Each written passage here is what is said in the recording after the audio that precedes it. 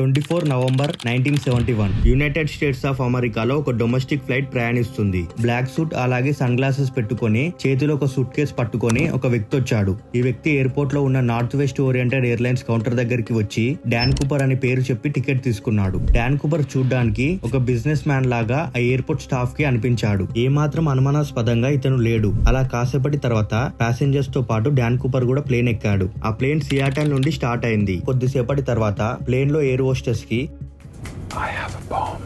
నా సూట్ కేసులో బాంబు ఉందని చెప్పాడు. 30 మినిట్స్ తర్వాత ప్లేన్ లో నుండి దూకేశాడు.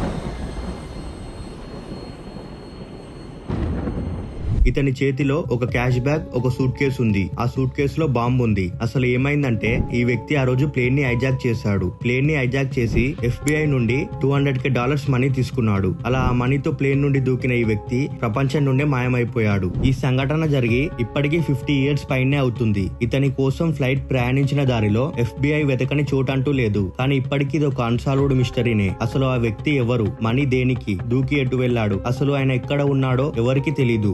1980లో ఇతని గురించి ఒక చిన్న క్లూ దొరికింది. ఇతను తీసుకెళ్లిన డబ్బులో కొంత డబ్బు దొరికింది. కానీ ఆ డబ్బు దొరికిన ప్రదేశం ఇన్వెస్టిగేటర్స్ ని షాక్ ని గురి చేసింది.